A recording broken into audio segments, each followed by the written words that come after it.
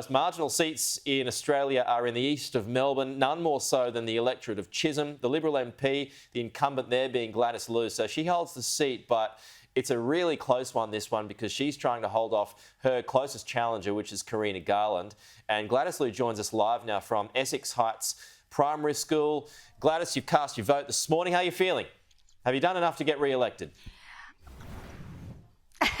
Well, the last 3 years have been really challenging for everyone, obviously, but I'm very glad to have the opportunity to help my local community to get through. And obviously, looking at the leadership that we have in Morrison, we are very, very lucky because he has actually saved the country. And I'm very glad to have him as the Prime Minister, and I want him to continue to be the Prime Minister, and I will continue my work for the electorate of Chisholm. When you say save the country, what do you mean by that?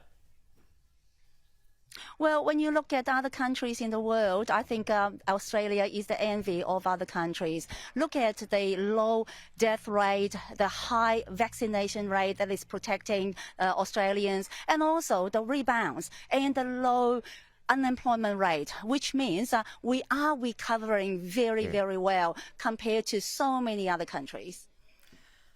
Gladys, what do you think the government should be doing if the Liberals do win and take government in the next few years to counter China's influence in the Pacific, especially in light of their security deal with the Solomon Islands?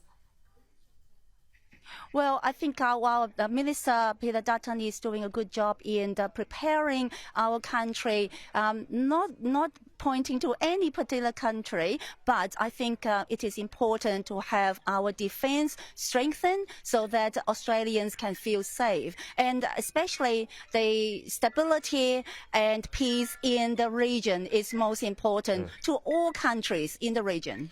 Yeah, I mean, just back to your comment about Scott Morrison saving the country, Gladys. I mean, there's many reasons why many people would argue that he hasn't saved the country, and we can name a few of those. And just in the last week, we're talking about wages that are going to be going backwards for the next 12 to 18 months. So is that the reason why your contest is so tight this time around? Because many would argue that Scott Morrison hasn't done enough at all. Well, I'm sure a lot of people have benefited from JobKeeper, whether it's a worker or the businesses. And I know, because I'm from Hong Kong, so I have heard that the businesses there are hard to find their workers because they have changed jobs. So when you reopen, it is hard to run your business. So this is why we had JobKeeper keeping workers and businesses together.